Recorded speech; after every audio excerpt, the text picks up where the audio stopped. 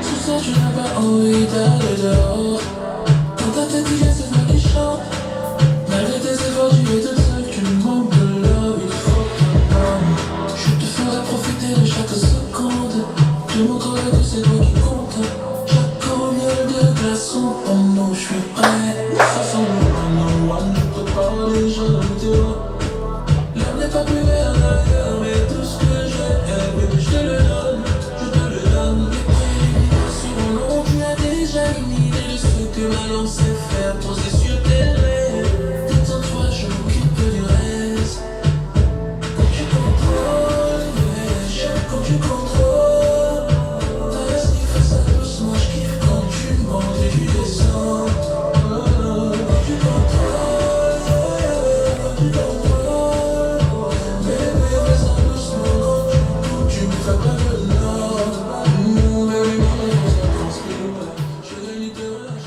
Yeah, yeah, yeah, yeah. Ma man Ivo. Yes. Ça. Contrôle. Contrôle, ouais. Le son est puissant. Super, super titre. Ouais. L'album, super. c'est Ivo. Ivo. Album Éponyme. Ivo. Album éponyme. On va dire premier album solo de Steve Ivo. Très intéressant. Ouais, sorti que nous avons reçu le ici. 14 février. Ouais, sorti le 14 février. 2025. Ah, c'était quoi 2025. l'épisode 7, hein? Je ne me trompe pas. Hein. Je ne sais plus trop, mais oui. Allez regarder sur la page, vous allez voir. Steve Ouais. Ivo. Et justement, l'album est maintenant disponible sur toutes les plateformes de streaming. Ah, c'est une très bonne nouvelle. Ça. Super. Au départ, il était, quand on l'avait reçu, il faisait encore, il est La encore promo. juste La promo. une promo, mais Oui. il n'était pas encore, l'album n'était pas encore disponible. Mhm. Maintenant, l'album est disponible. Ok, Crossover Podcast, nous sommes de retour. Saison 2. Salut la team, salut tout le monde. Peace and love à tous. Yes. Il y a des On vous- visiteurs aussi, hein? Hein? Il y a des visiteurs aussi. Ouais, comme toi aussi. On a toujours le truc pour Il y a toujours une petite graine qui se... voilà. Toujours, il y a toujours un truc. Hein? En tout cas, l'équipe, elle est là. On était en pause. Pour les raisons qu'on vous avait expliquées avec ma main Wilfried. Pause électorale. Pause électorale. Et fin de la saison 1 aussi. Fin de la saison 1. 15 épisodes. 16 ou 15? 15 épisodes. 15 épisodes. Et bien reçu par la critique. Aujourd'hui, on va essayer de faire encore mieux. Et l'équipe, c'est toujours la même. Aujourd'hui, nous sommes avec Monsieur WNA en mode Salut à tous. classe. Oui, on essaye un peu, saison 2, on essaie de mettre un peu un style Rosewood. Zéro croco aujourd'hui. Oui, zéro croco, mais toujours la classe. Donc, bon, on essaie de garder un peu la tendance. Hein. Ok. Donc, je crois que la saison 2, on va un peu mettre le niveau un peu, voilà. Très bien. Sur mesure, 3 pièces, voilà, 2 pièces. On va voir, on va voir. Ma man QB. Le seul démo au service du bien. Ouh. Yes. Ça va toi? Ça va, mec. Ah. Après un bon repos, on peut se sentir mieux. Oh, toi, tu as eu des longues vacances quand même en dehors du... Ouais. C'est long quand même pour toi. Pendant la période électorale. Ouais. Les vacances étaient très longues. Ouais. Je crois que je reviens avec beaucoup de pêche quand même. Ouais, ça va. On a une invitée aujourd'hui prestigieuse. Pas n'importe quelle. On l'appelle Mama Mokonzi. Maman Mokonzi. Salut Wilma. Hello, Ça va? super bien, Bienvenue sur Crossover Podcast. merci beaucoup. En tout cas, on est là, on va parler de beaucoup de choses avec Wilma, qui a participé au Salon de l'Industrie. Oui, salon de l'industrie qui s'est passé justement durant la pause. Hein, Oui, durant la pause, effectivement. Ouais, Donc, elle va un peu nous expliquer ce qu'elle faisait là-bas, qu'est-ce qu'elle a présenté là-bas, c'était quoi l'objet de sa présence là-bas. Et d'où elle vient, parce que... On a même vu une jolie vidéo où elle expliquait des choses à un elle certain expliquait monsieur. à un certain monsieur. Pas n'importe lequel. Pas n'importe lequel. Voilà, donc, Moi, je m'intéresserais surtout au titre de reine qu'elle porte. c'est Mokonzi. Ah, ça. Ouais. Alors les gars, comment ça a été les... Oh, je me suis même pas présenté moi-même. Même Kubi, toi-même, tu me toi présentes. aussi. M'amène Franck Arnaud. Noir, Et Noir. Merci. En tout cas, comment ça a été vos vacances les gars? C'était comment? En tout cas, je parle des vacances de crossover, pas vos vacances dans le sens propre du terme. Oh, c'est intéressant. On a pris le temps de se reposer. Regarder aussi beaucoup de contenu en ligne. Ouais. assister à des événements, rencontrer des gens, avoir un peu le poids sur les réactions sur le podcast. Ouais. Et c'est assez intéressant d'avoir un peu la vraie réaction du public. Hors plateforme en ligne, en fait. Tu peux nous donner quelques feedbacks? Tu as eu quoi comme feedback? Beaucoup de réactions positives, hein, de ne pas lâcher, de continuer, du fait qu'on amène quelque chose à la culture, en fait. Donc, c'est assez intéressant. J'étais avec Louman, justement, au spectacle du show du pays. Le show du pays. Le show du pays. Ouais, On sent que la chanson l'a trop marqué. Ouais, ça m'a marqué. Donc, on a une bonne réaction là-bas, des gens qui étaient des fans du podcast. Donc, Louman m'a raconté qu'il faisait un tour au tribunal et il y a un avocat qui l'a arrêté, ouais, Sa ouais. Majesté Toutankhamon. l'homme du sarcophage. L'homme du sarcophage. Donc, ce qui est intéressant, c'est que ça nous a donné un peu plus de motivation à continuer le podcast. Donc, c'est une bonne chose. On est là pour la saison 2, Et justement. toi, Kubi? Bon, moi, j'étais un peu dans ma coquille, histoire de bien me reposer. J'ai regardé du contenu à la télé, notamment... non, pas de gourmet. Moi, je suis pas un gars aussi fragile. Mais on a vu, Kubi, on a vu tes statuts WhatsApp. Non, ça n'a rien à voir. C'était quoi l'affaire? Ça n'a rien à voir, les gars, ça n'a rien à voir. C'était Moi, compliqué. je suis un gars qui... Je suis un peu dans la fiction. C'est-à-dire qu'on arrive à me cerner facilement. Donc je dis des trucs, les gens se disent, oh là, le pauvre, il doit souffrir. Mais moi, je vis la belle vie. C'est notoriété publique, hein? Voilà, j'étais à la télé, je me suis fait la dernière saison de Powerbook Free, Rising Canon. D'accord. Ouais, avec le retour du mort vivant. Ouais, unique. Unique, ouais, Yes. qui est arrivé de chez les morts Ah, et qui est venu faire la misère à tous ses ennemis. Une d'accord. très belle saison. Et voilà, donc, Qui finit par un coup de feu, mais on ne sait pas si... Ouais, on ne sait pas si Kenan Rak a été tué par son fils ou pas. Spoiler alerte. Ok. Sorry. allez regarder la saison, elle est quand même captivante. Elle est assez ça. captivante. Et toi, Wilma, pendant cette période, tu as fait quoi? Fin mars. Ouais, durant la période électorale, fin mars, mai. Alors, en avril, j'étais en déplacement. Je suis partie un petit peu, vu que vacances scolaires obligent. Il y a eu les vacances de Pâques, donc voilà, j'étais de corvée.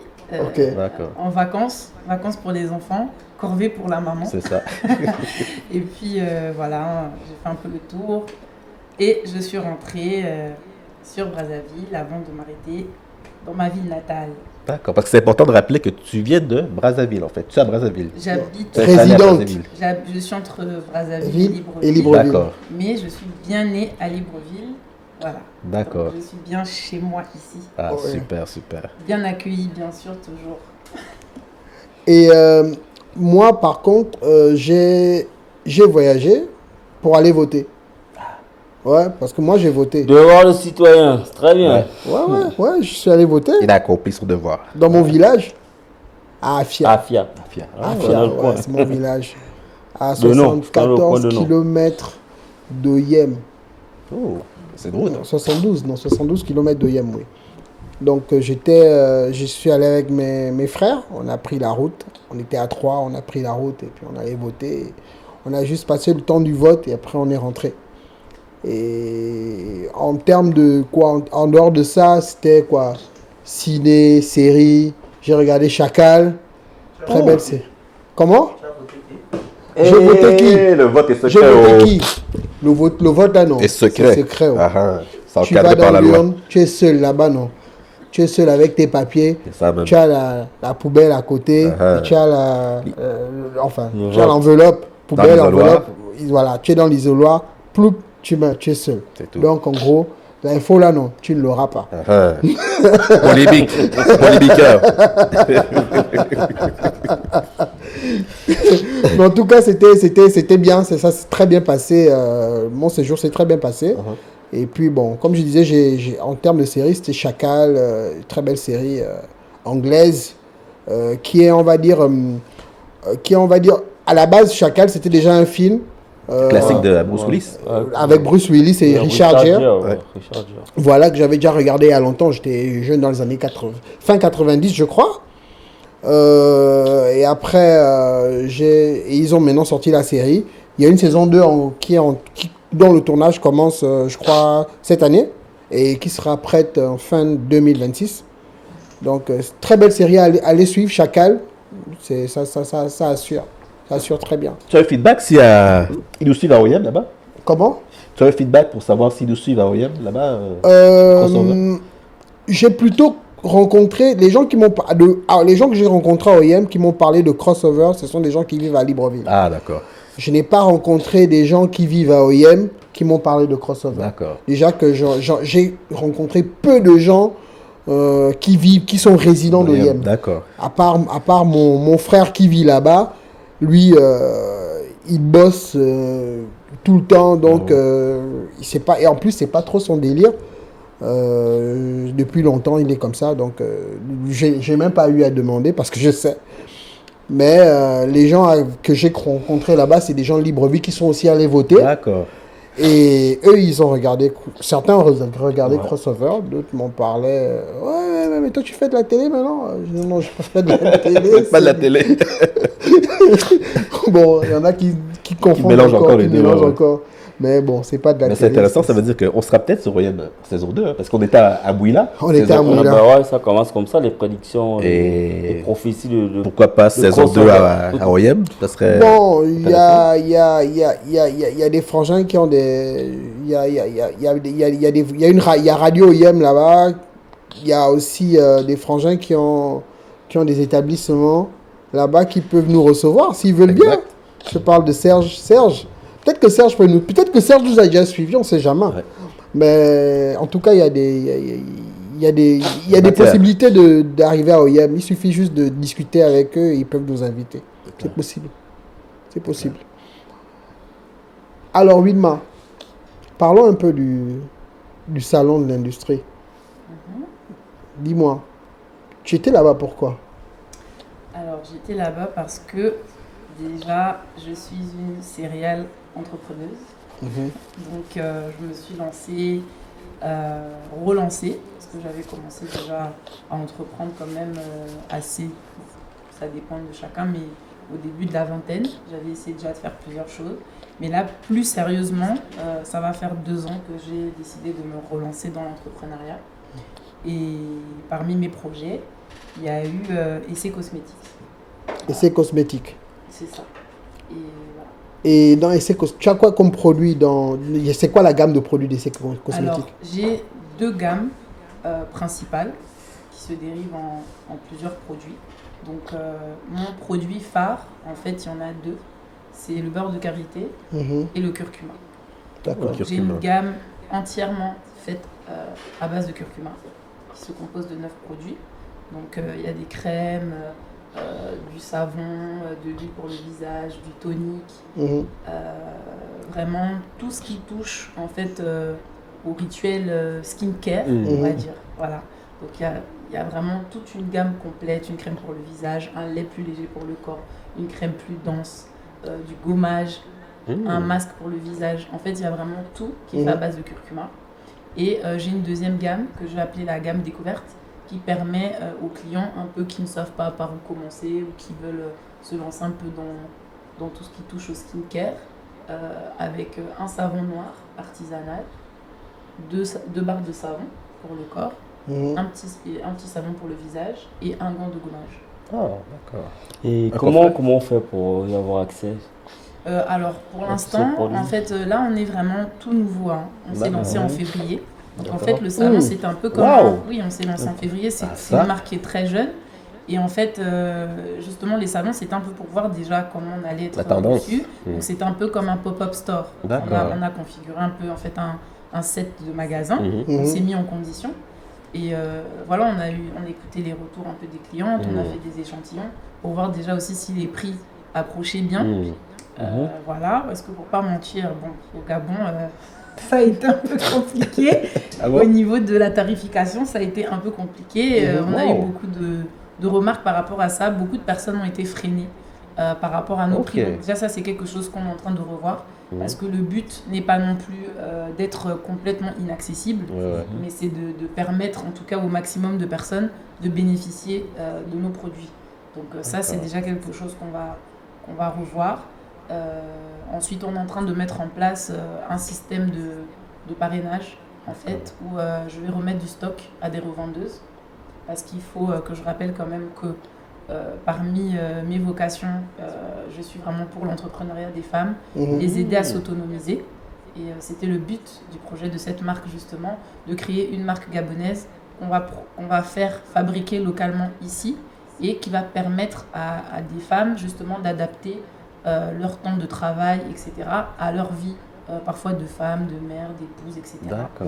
Et donc, c'est ce qu'on est en train de faire maintenant, c'est d'avoir des ambassadrices, leur revendre le stock à un prix intéressant pour qu'elles, derrière, elles puissent faire leur marge. Et comme ça, elles ont leur stock et elles sont libres, en fait. Oh, c'est cool ça. Donc, comme un système de partenariat. Et ça nous évite aussi d'avoir trop de problèmes en termes de livraison. Ça veut dire que là, on peut en avoir dans tous les quartiers, des ambassadrices. Et comme ça, on sait que dans chaque quartier, il y a une référente qui peut écouler le stock. C'est clair. Mais pour une marque qui a débuté depuis février, vous avez eu la chance, parce on a eu la chance de voir quelques images. Tu as quand même eu un client de prestige. Hein? On a eu... à peine deux mois d'activité, et tu as déjà un client d'aussi... On a eu le président sur votre stand. Hein. Je n'osais pas le nommer, mais... Non, moi je nomme. On a eu le président sur le stand. Comme on est entre nous, bon, après, c'est vrai que c'est pas personnel à moi. Il est venu pour visiter tous les stands. C'est vrai que j'ai eu la grâce et l'honneur de le recevoir pour exposer ce projet. Tant bien que mal, parce que voilà, maintenant que c'est fait, je peux le dire, ça a été vraiment très très compliqué. Beaucoup de combats.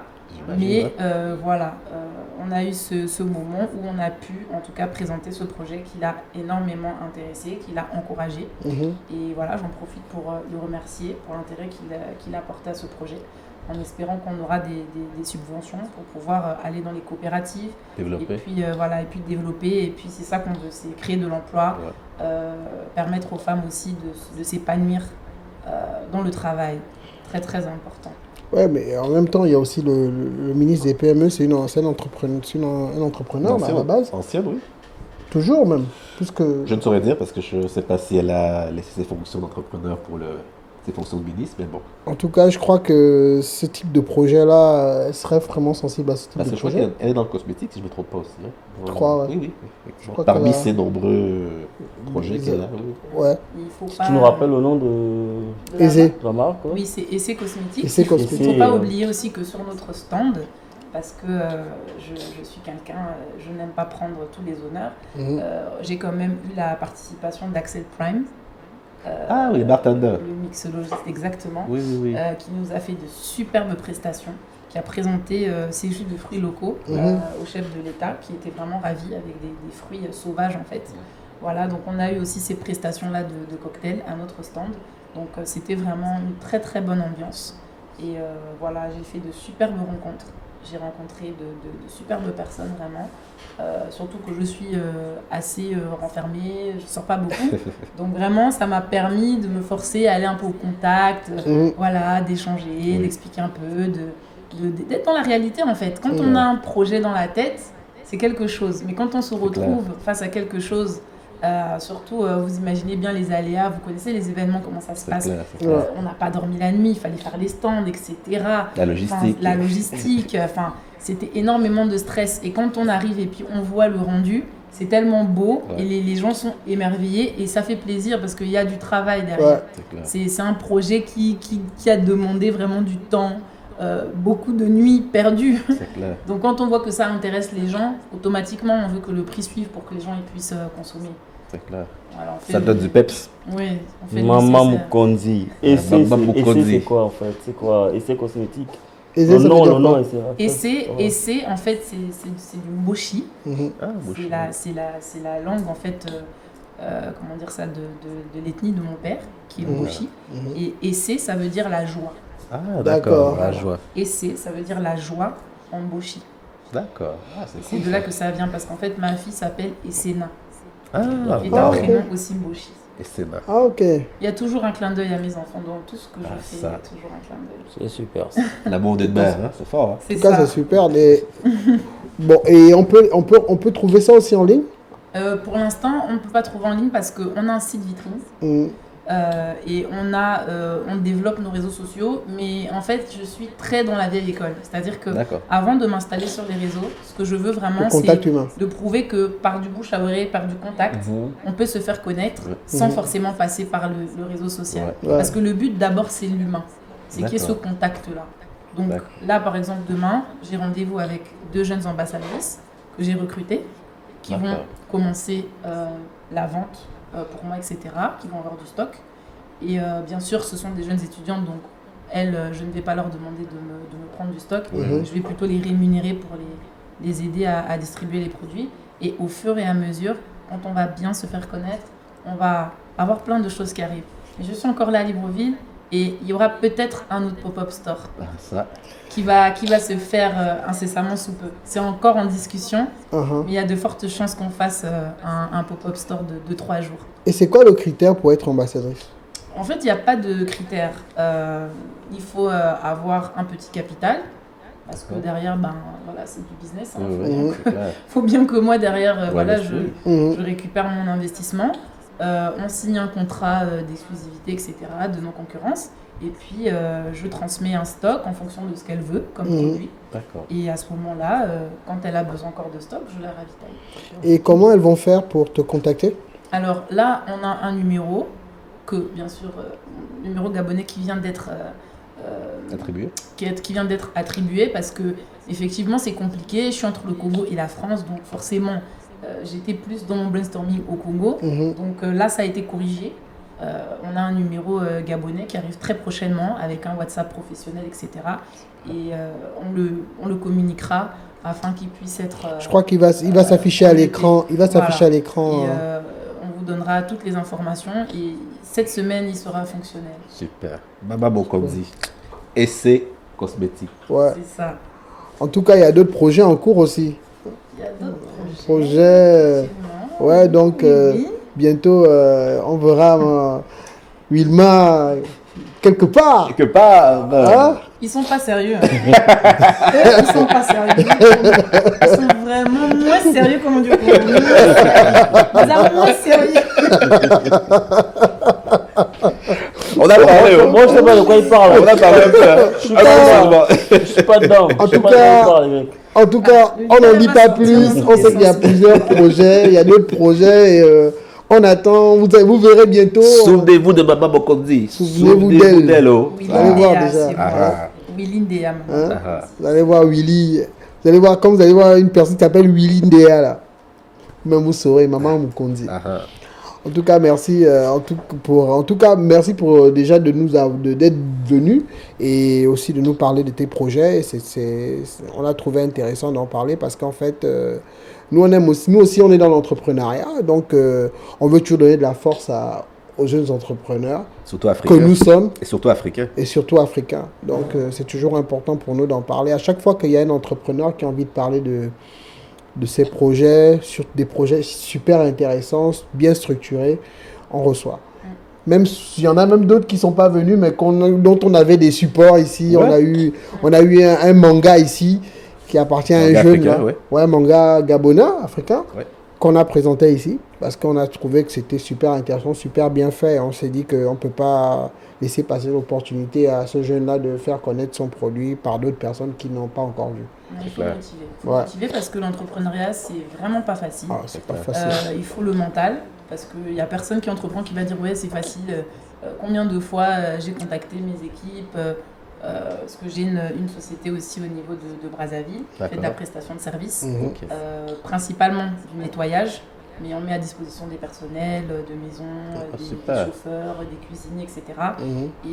Et c'est vrai que là, on vient à peine, on a commencé en août 2023, ce n'est peut-être qu'en février de cette année qu'on a commencé vraiment à avoir des gens qui nous ont contactés, à avoir Wow. Donc c'est très très dur, il ne faut Ouais, pas, avoir- lâcher. faut avoir de l'endurance. Et, il faut de l'endurance et puis c'est des sommes derrière parce qu'il y a aussi cette responsabilité, on donne du travail aux gens. Donc derrière, moi je me dis, je veux fermer et je me dis, il y a combien là, par exemple, Ouais, j'emploie qui combien de compte- personnes? qui J'ai compte que peut-être sur toi. déjà une quinzaine C'est ça. d'employés qui vivent de cette activité. Je me dis, bon, qu'est-ce que je fais? Moi, ok, je vais rebondir, ça va être dur, je vais rebondir, mais eux, Enfin, par exemple, moi, ça fait 2 ans que je ne me donne pas de salaire parce que je préfère payer C'est clair. mes employés. C'est clair. Donc, c'est aussi, il y a aussi cette charge morale-là de se dire, bon, J'imagine. on donne du taf aux gens. Derrière, il faut qu'on se batte pour pouvoir les aider aussi à garder ce travail-là. C'est clair. Donc, il y a un projet social aussi derrière. D'accord. Oh, c'est Dans intéressant. l'entrepreneuriat. On donne du travail aux autres, c'est ça qu'on oublie. C'est la force. On donne du travail dans l'entrepreneuriat. C'est clair. Donc, il faut entreprendre. Le message est passé, mais on peut pas te laisser comme ça sans demander la question, comme tu es du Congo. C'est un débat qu'on a eu sur le plateau du crossover lors de l'épisode 3, si je ne me trompe pas, entre Fally et Ferregola. Ferregola. Pardon, donne-nous un peu ton avis sur Ok. la fameuse... Là, déjà, tu viens carrément de pêcher parce que je suis congolaise. Je sais que tu es de Brazza, c'est vrai, mais Donc, on se devait quand même de... Ça reste Voilà. mainstream. Voilà. Je suis pas une bonne candidate. Je suis une warrior. Donc, vraiment, Fally, big up. Je vais lui envoyer le lien. Je t'envoie le lien sur WhatsApp. de Tokos, Crossover. Tokos. Il est même dans ma playlist. C'est la Ah première ah. chanson que j'ai mise. Donc, Ah, vraiment, papa, ah, beauté na yo. Tokos. Yes. Du Cap la merveille. Cap la merveille, Tokos. Toujours El warrior. Marabioche. Après, Ah, voilà, El je suis pas Marabioche. dans les clashs, j'aime bien les sons. Après, Ferré, il est dans la rumba plus puriste, etc. Enfin, maintenant, il est resté quand même dans ça. Donc, vraiment, j'écoute vraiment à 99% du Fally, quoi. Ferré, ça va être vraiment un banger qui sort. Mais je fais pas une journée sans écouter Fally. Hein. Ça, vraiment... Elle va la bioche. Je Le message connais est pas une passé. fille qui fait, Il est content. fait pas la même chose. Le message est passé. Donc, Il est content. Louban. Il a gagné. Ah, ok, d'accord. C'est Oui, pas fini. Je suis rancunier. Oui, oui. Quand c'était moi, Scorpion. Quand c'était moi, on disait que oui, je suis rancunier, maintenant c'est Oui, toi. là je revendique saison 2, maintenant je suis bien rancunier. Bien, bien mis le costume de la rancune. En tout cas, on en parlera avec Louman lorsqu'il sera là. QB, Ouais. il y a un thème qui te tient à cœur. Mhm. Tu revendiques l'aspect, en fait, le respect des artistes. Bon, Quand tu m'as posé ce thème, Mhm. j'ai pas tout de suite compris pourquoi tu parles de respect des artistes, parce que en quoi les artistes ne sont pas respectés. Du coup, j'ai envie de comprendre. Pourquoi tu veux qu'on parle du respect des artistes? Bon, on est dans un cas spécifique, c'est celui du Gabon. Mhm. J'ai vu les artistes se faire malmener sur les réseaux. Certains artistes se faire malmener sur les réseaux. C'était le cas de. Le cas Je spécifique. ne vais pas citer, non, je vais pas citer le nom. Ou bien le nom de l'instigateur au moins. Pas la victime. Pas la victime, mais. Voilà, donc Ah, ok, d'accord. j'ai été un peu touché et ça m'a un peu frustré de voir comment quelqu'un qui a eu assez de respect dans ce pays en tant qu'artiste traité de la sorte. Ça m'a un peu révulsé en fait. D'où je me suis posé la question de savoir qu'est-ce qui peut amener le public à se comporter de telle façon envers certains artistes. Voilà, donc, le problème a été posé et puis en guise de réponse, je me suis dit, ben, je crois que tout part d'abord de l'artiste lui-même. Ouais. L'artiste lui-même qui n'a pas une personnalité assez forte, qui n'impose pas ce respect-là qu'il aimerait que son public ait pour lui. Il n'impose pas. L'imposer, c'est quoi? C'est par certaines attitudes Ces actes. qu'il doit adopter. C'est les actes qu'il pose, certaines postures, l'image qu'il renvoie à la société doit inspirer le respect ou alors pas du tout. Pour toi, un artiste qui se respecte, quelle attitude il doit avoir? Bon, comme j'en discutais en off, je vous disais déjà qu'il y a le culte, la culture du mythe. En fait, il y a ce petit mythe-là qu'il faut cultiver pour un artiste. Un artiste ne doit pas être vulgaire, on ne va pas le croiser à chaque coin de rue. Il faut quand même que le lieu de rencontre avec l'artiste soit la salle de concert, le podium, ou encore Par hasard à la banque. Voilà, ça. Encore que même à la banque, il envoie quelqu'un, prend son pognon. Tout est géré en fait, il a toute une équipe. Bon, encore que quand on parle d'artiste, il faudra peut-être stratifier. Se dire, bon, on parle de quel type d'artiste? Celui-là qui a une carrière qui est gérée par une équipe, ou celui-là qui, comme moi, on va dire, un rappeur du dimanche comme moi. Ouais, mais faut le dire. C'est pas qui le dit. Moi, je suis un rappeur du dimanche, Ouais, je le dis clairement. Je suis un rappeur du dimanche. Je vais au studio quand ça me chante. Je prends un album après 2-3 ans. Après, je me dis, bon, ça y est, c'est bon, je veux plus rapper. Et puis, un bon jour, je me dis, ah, ben, ça, c'est un bon beat. Je gratte, je vais pas au studio. Et voilà comment ça se passe. Ça, c'est le rappeur du dimanche. Excuse-moi, pour info, QB a 2 albums. Ben ouais. Le premier doit avoir 16 titres. Non, 20 titres. 20 titres. Ouais. Le second, il a combien? Il a 17 titres. Il a 17 titres. Ouais. Mais il y a des artistes qui se revendiquent artistes pleins qui n'ont même pas ça. Ouais, c'est vrai. Bah, ça dépend de comment ils voient leur plan La de perception carrière. qu'ils ont d'eux-mêmes. Voilà, parce que moi je me dis, lorsqu'on a une carrière, il y a quand même certaines disciplines qui s'imposent. Exact. Bah ouais, j'ai fait 20 titres, avec des featuring de taille quand même. Taille, Hein. hein, c'est ça, oui. Ah oui? L'artiste Kenneth de Secta, il était. Il y a eu Simondon. Ouais, c'était quand même. C'était du lourd. Hein? Moi je suis un artiste du dimanche, je te dis. Moi je bois ma bière au maquis. Je bois ma bière au maquis. Je ne compte à rendre à personne. Tu vois? C'est l'artiste du dimanche, un rappeur du dimanche. Alors que je vais prendre l'exemple par exemple de l'exemple de Franck Baponga, qui est un artiste qui a une carrière. Moi, je n'ai jamais rencontré Franck Baponga. On ne s'est jamais rencontré. Si ce n'est peut-être un concert. On ne s'est jamais rencontré. Voici quelqu'un qui soigne son image, qui a la culture du mythe, de l'artiste. Mais alors que certains là, on va au courant de la mort à l'époque, ils sont là autour des bières. Tu ne vois pas l'autre samedi, il est là autour des bières. Mais attends, tu arrives au quartier, il est là, en train de siffler les roches. Mais attends, C'est compliqué. c'est quoi ça? Mais est-ce que c'est pas un problème de management Mais et justement. de gestion de l'image publique et des relations publiques aussi? Est-ce que c'est culturel chez nous, justement, de développer ça, ce concept où, au-delà du talent, il faut que les gens comprennent qu'il faut investir dans tout ce qu'il y a autour aussi. Parce qu'on devient notre propre marque, en fait. On est obligé d'investir dans les relations publiques. Surtout avec l'ère des réseaux sociaux, on n'a pas le choix. C'est justement de ça dont je Tout le parle. monde a un portable dans la main maintenant. Voilà. C'est Le justement de ça moindre dont je geste, parle. la moindre vidéo coupée de la mauvaise manière peut donner n'importe quel message sur quelqu'un. Effectivement. Il faut être entouré en fait. Le truc c'est qu'il faut être entouré. C'est ça. Il faut être conseillé. Parce qu'il y a certains qui veulent vivre leur vie. Ouais, bon, moi j'ai ma vie. Hein. Mais non, clair. ta vie, t'as une vie d'artiste à gérer. Mais ça, c'est pas faux. Hein. Regardez Voilà. Britney Spears, il y a plein d'exemples de stars, Amy Winehouse, etc. Ouais, à un moment, ils en ont marre en fait. Il y a plein de Stromae, il y en a plein en fait qui sombrent quand ils n'ont pas les bonnes personnes à leur côté pour garder justement ce respect-là et cette image publique.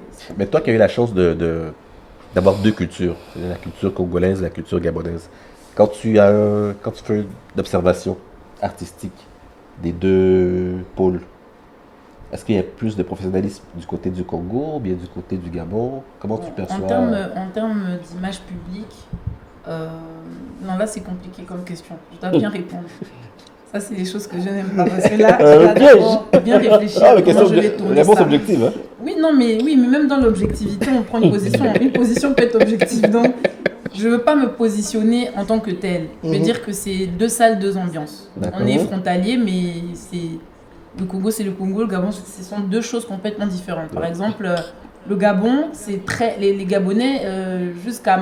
Bon, pas notre génération, mais la génération de ma mère, c'était très, très influencé par les États-Unis. D'accord. Le Gabon, c'est les États-Unis. Beaucoup d'étudiants gabonais, dans leur tête, quand ils vont étudier, c'est les States. Un Congolais, quand il veut étudier, quand La il France, se dit, la Belgique. c'est la France, surtout la France. France. Donc déjà ici, je pense qu'il y a eu cette volonté un peu de s'américaniser, etc. Donc la gestion des artistes ici, je trouve qu'il y a plus ce côté-là. Au niveau du Congo, on n'a pas encore... on a des têtes qui sont là, des stars Des têtes locales. d'affiche. Des têtes d'affiche. Des stars locales qui, oui, voilà, des regards, etc. Mais ça reste très humain. Après, faut pas oublier que le fanatisme, le Congolais est un fanatique par définition. D'accord. Bon, là, je vais parler avec passion. Quand il s'agit du Congo, la passion monte. Mais le Congolais, la musique, c'est... c'est-à-dire, mon fils, à 2 ans, à 1 an, il tapait du rythme, il faisait de la batterie, il était dans le truc. Donc là-bas, les artistes, ce sont vraiment des légendes. Même la plus petite... le plus petit artiste, il sort dans la rue, c'est des ovations et des ovations. Je ne sais pas si vous avez vu l'arrivée de Niska pour sa première fois à Brazzaville. Il a été accueilli comme... il suffit de voir quand Fally descend à Brazza. On dirait que c'est un chef d'État, c'est le pape. Donc, il y a ce côté-là, en fait. Le rapport est différent. Voilà, le rapport est différent. Ici, déjà, le Gabonais, c'est quelqu'un d'assez fier, il faut le dire. Donc, le Gabonais, je pense que peut-être même le président, il ira à Mbolo faire ses cours. Je crois que les gens, ils vont continuer à faire leurs courses. Hein. Ah ouais. Le Gabonais, c'est quelqu'un complexe, il ne connaît pas. Hein. C'est-à-dire, t'es important, t'es pas important. Les gens, ils n'ont pas ce côté-là. Donc, je pense qu'il y a ça aussi, et je pense que ça corrobore aussi ce qu'il est en train de dire, c'est qu'il y a cette difficulté de se sentir star. Et je pense que peut-être que, je sais pas, les artistes gabonais se sentiront concernés, mais ils doivent se sentir plus stars quand ils bougent. Effectivement. C'est sûrement quand ils vont à l'étranger, ils se disent, ah ouais, en fait, quand même, je suis connu. Mais voilà. Mais dans leur pays, ils ont l'impression... Ici, négligé. le Gabonais, par contre, un artiste étranger, Fally va venir ici, Le rapport Toufan change. va venir ici, Le rapport change. Taïk va venir ici, Dadju va venir ici, Maître Gims, là, il y aura des ovations. Mais je pense qu'il y a ce côté-là de... On démystifie le local, en fait. On se dit, bon, il est d'ici, et on peut le croiser n'importe où. Donc, on banalise, en fait. Par contre, il y a quand même un fanatisme qui est là, parce qu'on voit quand même un peu les déplacements. Enfin, on voit les vidéos, Fally, il était à Libreville il n'y a pas longtemps. C'est un carton. C'était un carton. Donc, malheureusement, j'ai raté ça, mais bon. Voilà, il a presté avec African Legend. Ils ont même fait un remix de la fameuse chanson. Effectivement. On avait reçu African Legend Mouila. à Mouila et ils nous ont parlé justement de la collaboration. Ouais, c'est... Ils ont fait une collab avec Dadju aussi. Donc ouais, franchement, c'est... C'est l'IA avec Dadju. Ah bon? C'est vrai ça? Bon, enfin moi Ça a personnellement, je sais vérifié. C'est Nia, pas. On va leur demander en tout cas. On va leur demander. Ce sont nos voisins. Ils sont juste là. On va leur demander.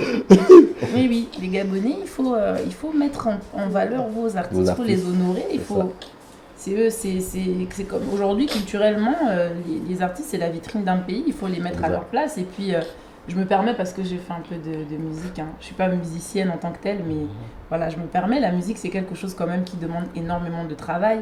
On ne voit pas, ça a l'air facile comme ça, mais c'est du travail, c'est de l'écriture, c'est de la composition, il y a des ingé-sons, il y a du mixage, c'est un long processus, c'est des reprises, des coupures. Donc c'est un métier à part entière et qu'il faut respecter, c'est énormément chronophage. Donc, Ouais, mais puis il faut reconnaître que le public gabonais aussi est très très très compliqué. Le public gabonais est très très compliqué. Comme déjà elle disait, le Gabonais a cette fierté. attitude de fierté, cette fierté là qui fait que Envers son confrère. c'est le frère du c'est pays. ça, une banalisation. Envers son confrère. Voilà. C'est ça. Ouais. Quand ça vient d'ailleurs, C'est ça. Ça roule. ça roule. C'est ça. J'ai un ami qui m'a dit ça hier, il m'a dit, si tu as compris le Gabonais, c'est que tu n'as pas bien compris. Faut encore bien. Mais il y a un point que je voulais quand même aborder. Je crois qu'en off, on en avait parlé par rapport à ce sujet-là. Tu disais aussi que les artistes, on va dire que sont aussi un peu fautifs sur un autre aspect. Les choix qu'ils font, les choix artistiques qu'ils font, les scènes dans lesquelles ils vont, et aussi la manière à laquelle ils font leurs prestations, souvent sur certaines scènes. Il y a des artistes, quand tu les as connus, ils avaient la fougue, la rage, l'envie sur scène. Mais après, quand il sent il est devenu une superstar, il se dit que tout est acquis. Il arrive maintenant avec une attitude très désinvolte sur scène. Il ne donne plus de lui-même sur scène. On a l'impression même qu'il dort sur scène. Ça donne pas envie. Et après, il se plaint que les gens ont fait des signes pour lui demander de partir parce que voilà, alors que Encore les Gabonais. Ah oui. Voilà, elle a sorti le mot. Encore les Gabonais. Mais certains vont jusqu'à jeter les canettes. Oui. Il y a des gens qui ont pris des canettes ici. Des stars même, hein, qui ont pris des canettes ici. C'est les un acquis, public quand même assez compliqué. Les acquis, et puis on a un public assez compliqué quand même. C'est la DA, c'est le management, hein, c'est ça. Hein, c'est a big industry, c'est une grosse industrie. Hein, en fait, j'ai l'impression que nous, en Afrique spécialement, mais beaucoup en Afrique francophone, on ne se rend pas compte qu'en fait, tous les secteurs clés qui causent du développement dans les autres pays, on le banalise. Genre l'entertainment, l'industrie du cinéma, la musique, le théâtre, tout ce qui est culturel, c'est ce qui fait la vie d'un pays. Et en fait, j'en profite peut-être pour poser un côté un peu politique là-dessus, mais il faudrait vraiment qu'il y ait aussi cette valorisation au niveau politique, en fait, qu'on mette vraiment en avant cet aspect que les artistes, les acteurs, tout ce qui touche même la production locale, les œuvres d'art avec la pierre de Bigot, toutes ces choses-là, la malachite, etc., toutes ces choses-là, c'est une industrie qui devrait rapporter des milliards et des milliards, en fait, dans ce pays. Et on ne met pas aussi le budget pour ça. Et on peut comprendre aussi ce ras-le-bol du côté de l'artiste de se dire, je vois un Jay-Z, je vois un Kanye West, je vois une Beyoncé, qui est milliardaire en dollars, et moi qui ai mon talent, et je m'en sors pas, parce que lui aussi, il veut vivre aussi de ça. Et c'est qui c'est la réalité. Je vais peut-être faire un petit parallèle, c'est peut-être ce qui nous amène à, je vais appeler ça la prostitution artistique. On voit des artistes qui prennent parfois position dans la chose politique, sans vraiment prendre position. C'est-à-dire qu'ils sont obligés de se vendre aux politiques. Pas par conviction, mais par profit. Voilà, par profit. Ils sont obligés de se vendre aux politiques, prester dans les campagnes électorales, tout ça. Et tout ça, et ça fait que le public qui observe, parfois, trouve que... En fait, si c'est pas authentique, c'est un problème.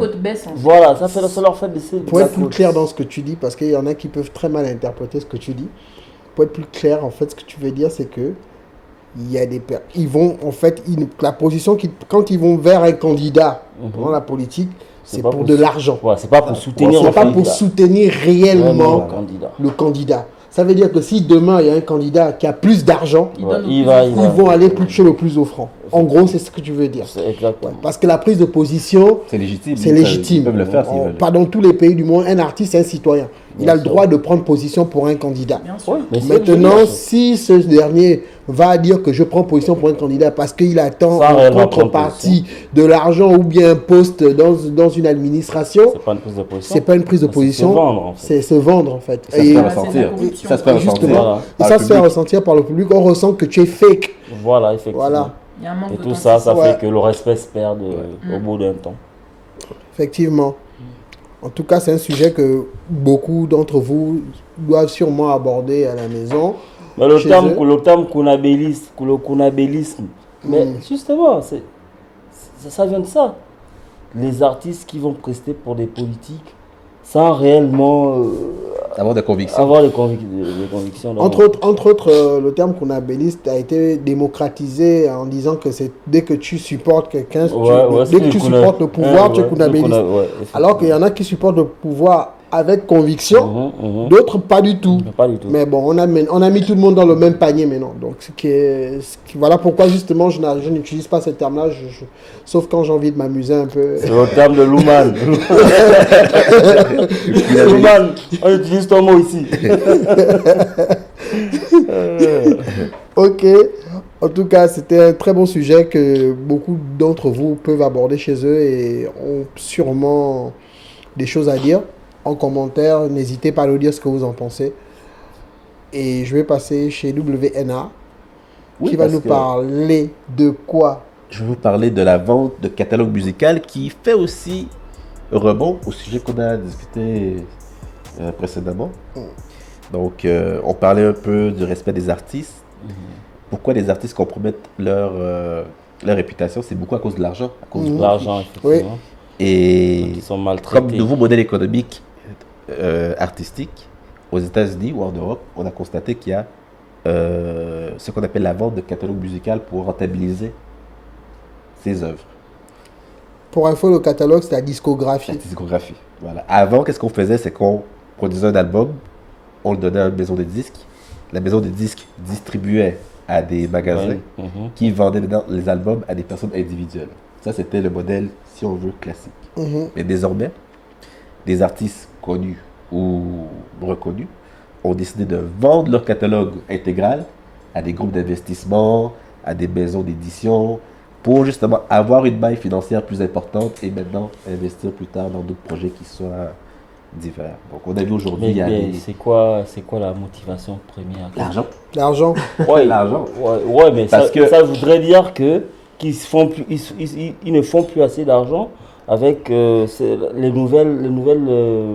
Le modèle Mais- économique mais- traditionnel a subi un déclin en termes de revenus par artiste. On l'a Un constaté. album coûtait combien? Ouais. Je À crois. l'époque, un album, c'était 20 $. 20 $. Bon, si un album, si un artiste vend platine ou s'il vend Et si on se, diamant, et si on, il avait une proportion. Ouais. sur et ses au ventes. prix Ça- du Gabon, certains on est chiffrent leurs à albums au milieu. 20 $. Aux 20 $, c'est États-Unis. 10 000. Au Gabon, on était à 18 000 francs. Ouais, on a acheté nos Un albums en album bolo à 10 000. original. Oui, original. Un album original, on était à 18 000 francs. Et L'artiste prend une proportion de voilà. 18 000 francs. Il prend peut-être 20%. Donc 20%, c'est beaucoup.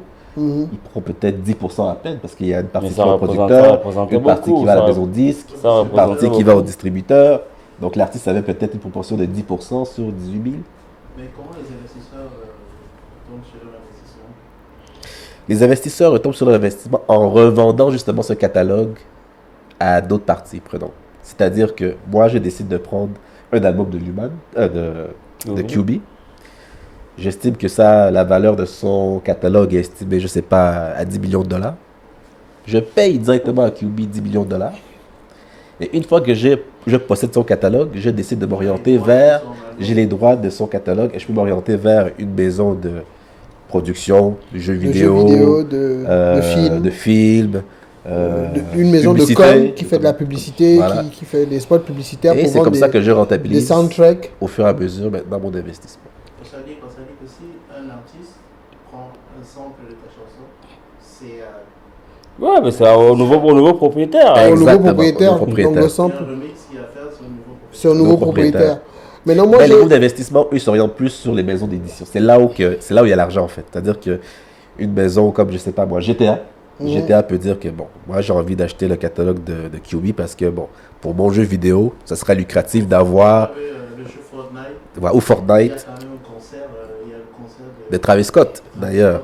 Mhm. Dans le jeu. Ah Voilà. ouais. Tu l'écoutes en live. hein. Voilà. Ils t'annoncent souvent les concerts des artistes pendant que tu joues. Mhm. Tu peux être dans- Exactement. tu es dans le concert de- Et les artistes, comme les maisons de disques, ont compris que l'argent n'est pas nécessairement chez le client final. Mhm. L'argent se positionne dans les productions. Donc, vaut mieux vendre à un producteur qu'à un consommateur Et, individuel. une pub de. Et c'est souvent les pubs font remettre des chansons, des hits. Exactement. Oui, oui. Il y a des pubs qui vont souvent récupérer des anciennes chansons et qui les font passer. Ils sont cultes. Des chansons cultes qui les font passer. Souvent qui n'étaient même pas cultes.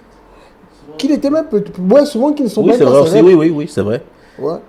Et lorsque tu écoutes, il y a aussi des chansons qui étaient déjà, on va dire, qui avaient déjà complètement disparu, qui peuvent renaître via une campagne politique.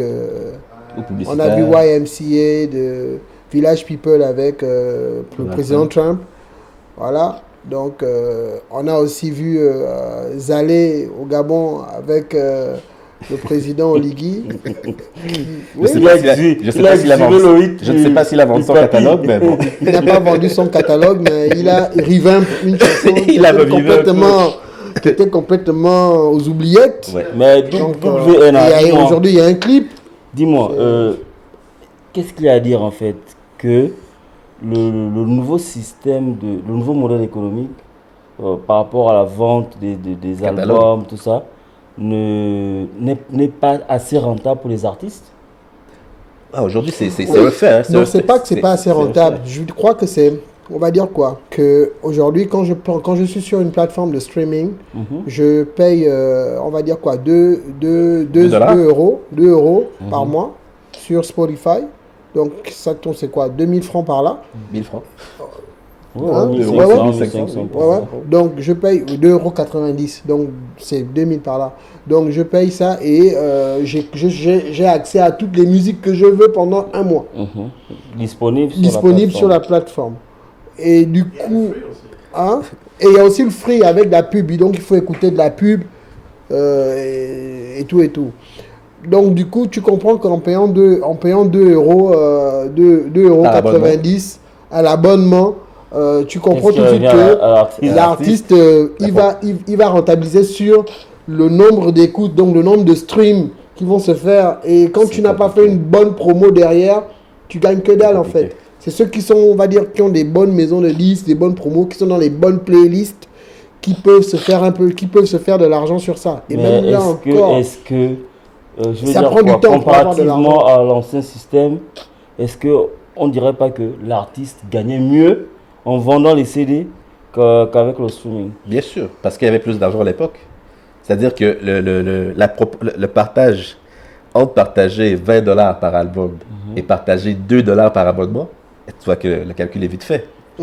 Il faut savoir que dans la plateforme de streaming, ils sont nombreux. Ils sont nombreux. C'est pas qu'un artiste, c'est pas qu'une maison Parce de que disques. tes 2 $, c'est pour tous les artistes. C'est pour tous les Tu vas artistes. écouter. Tu vois, donc mais le là, ils vont partage de gagner sur le revenus stream. est... C'est-à-dire qu'à chaque fois que tu vas streamer une chanson, ça va cumuler, vous allez cumuler les streams, ça où il va gagner. Donc en gros, ça prend plus de temps pour gagner de l'argent à cause des streams. Alors que quand tu vends ton catalogue, c'est one shot. C'est une fois. Dès que tu donnes le catalogue, tu prends de l'argent. C'est terminé. Tu vois un peu. Surtout que même à l'époque, les maisons de distribution, on disait par exemple, tel a vendu 1 million d'albums en 24 heures. Ce n'est pas au niveau de l'achat. C'est les maisons de distribution qui ont acheté. Qui achetait. Et après, l'artiste récupère et les maisons se chargent maintenant de la promo, de la distribution et tout ça. Lui, il a touché son argent. Maintenant, c'est les maisons de distribution qui se gèrent maintenant de faire la promo de l'album. Et lui, il a vendu. C'est clair. C'est dans le même système. Et sans oublier que même à l'époque aussi, il y avait pas les artistes se plaignaient aussi, c'est-à-dire qu'ils ne déroulaient pas aussi sur l'or. Soit à part si tu étais vraiment un artiste vraiment au haut de la pyramide. Il y en a qui attention, beaucoup, c'est même pas question de haut de la pyramide. Moi, je crois que c'est quand tu es propriétaire de tes masters. Ça dépend du contrat. Quand tu es propriétaire de tes masters, tu gagnes plus. Mais quand tu n'es pas propriétaire de tes masters, c'est-à-dire que tu dépends intégralement de la maison de distribution et le label qui te produit, là, c'est différent. Tu vas toucher une part. Et même là encore, le chèque qu'on te donne au moment où tu fais la production de ton album, on défalque ce chèque-là sur tous les, on va dire quoi, tous les caprices que tu auras à faire, les hôtels, les trucs de luxe, ceux que tu vas casser, les machins, c'est déduit. Au moment où tu dois maintenant encaisser tes royalties, on va dire non, tu as déduit ça, la limousine que tu as louées, on a déduit les clips les clips que tu as produits, tes parents qui avaient tel problème, machin, on a réduit tout ça, et tu te retrouves avec des miettes en fait. Alors que là, quand tu es propriétaire de tes masters, tout l'argent... Non, mais tu es propriétaire de tes masters, mais il y a la distribution. Oui, la distribution prend sa part. En fait, ce qui se passe, c'est que quand tu es propriétaire de tes masters, les gars, ils distribuent seulement. C'est-à-dire que tu as un deal avec eux pour qu'ils distribuent ton album. C'est tout.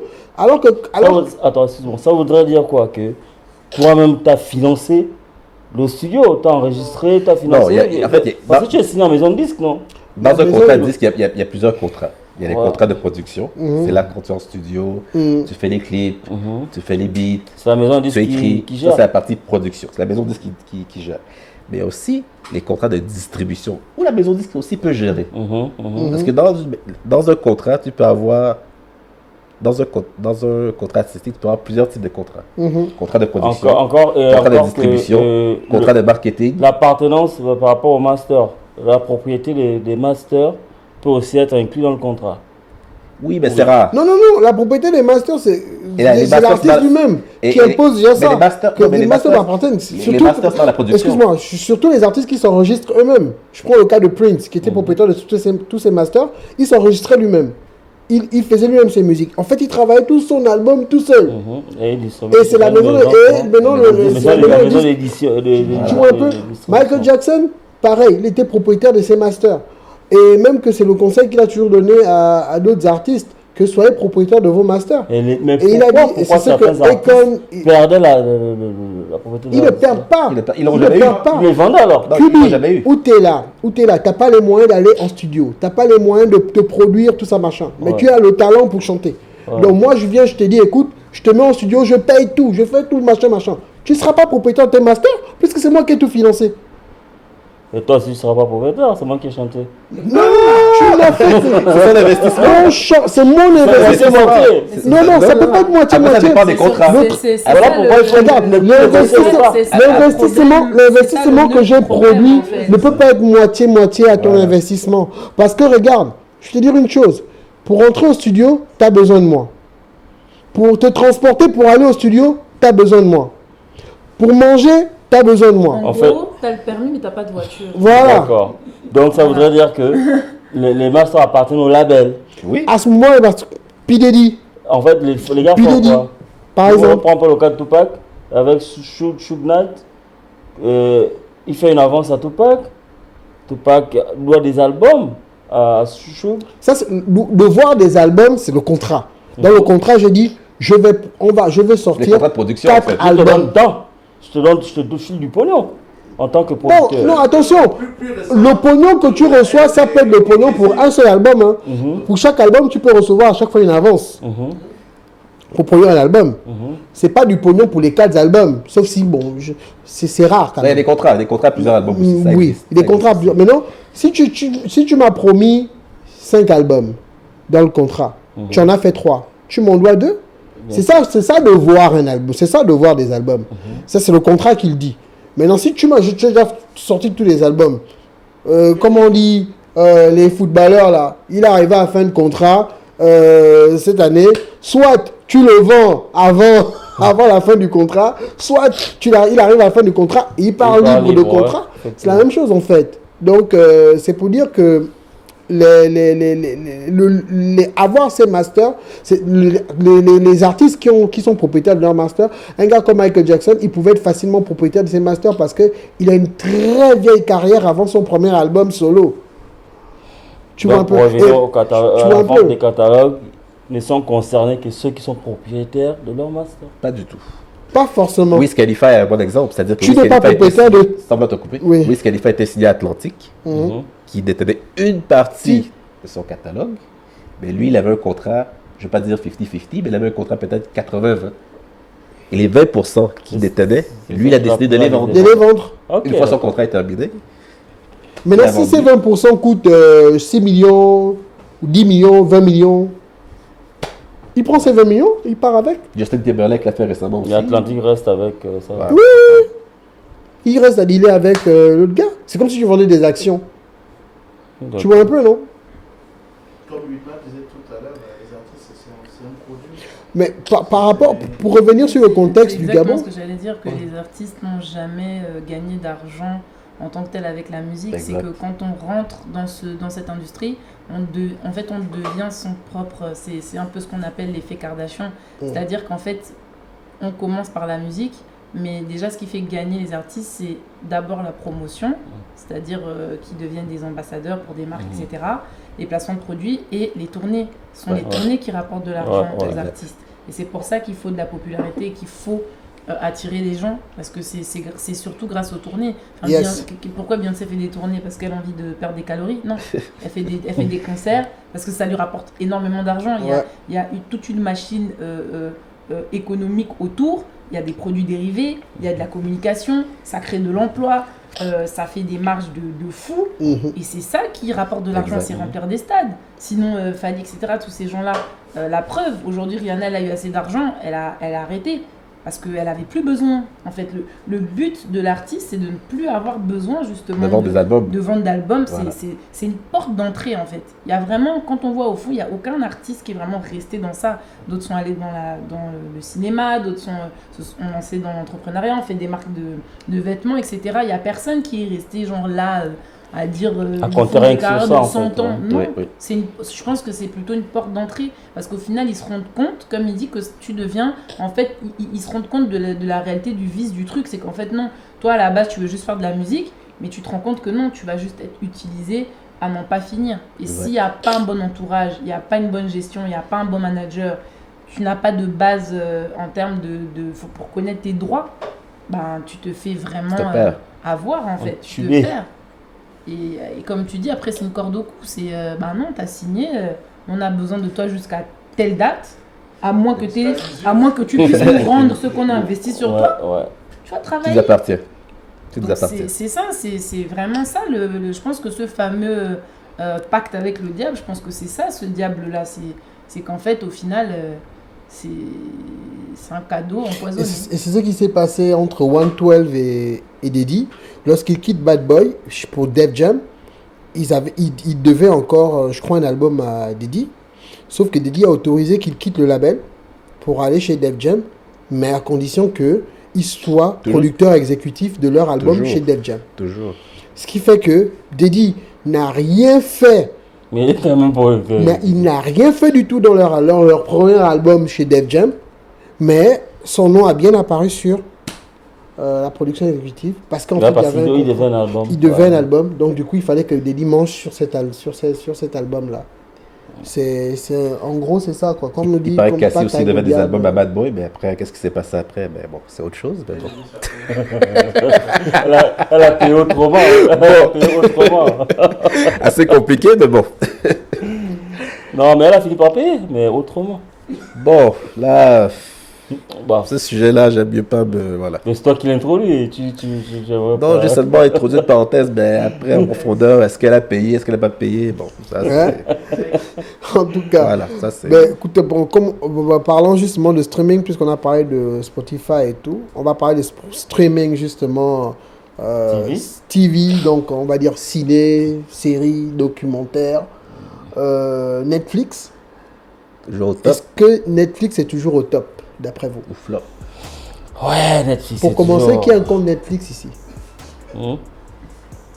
Moi, j'ai un tout en un.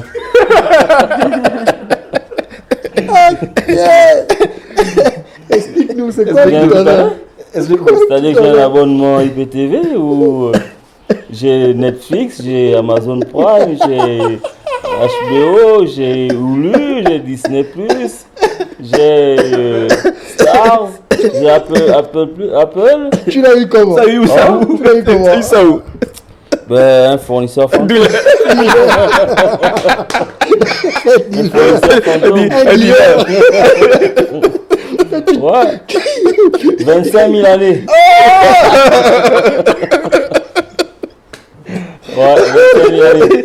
Donc, je pense pas que je l'installe partout sur mon smartphone, sur ma télé, Wow. sur mon ordi, voilà. Donc 25 000 pour Netflix, Hulu, Amazon Apple, Prime, Amazon Prime. Apple, Paramount, Paramount. HBO. HBO. Ils sont nombreux là. Ah, ça. Star. Waouh. Sans oublier la TV en live. Ça revient. Ça s'appelle comment Ça s'appelle comment Quoi? Ce que tu as là? Ton deal, le deal. là. Au moins IPTV là. IPTV. Oh my god. La vie simple et facile. Et tout en un. Tout en combiné. Et tout ça qu'on me reproche. Non, non. Voilà, C'est vous donc tous là. allez donner de l'argent pour que les cinéastes, les producteurs, tout ça récupèrent quelque chose. Et moi, laissez-moi profiter de temps en temps de vos efforts. Mais le problème, c'est que cette démarche-là fait en sorte qu'il y a moins d'argent dans les productions et la qualité prend un coup. Ouais. Non, mais vous vous chargez de donner. Tout le monde ne va pas donner quand même.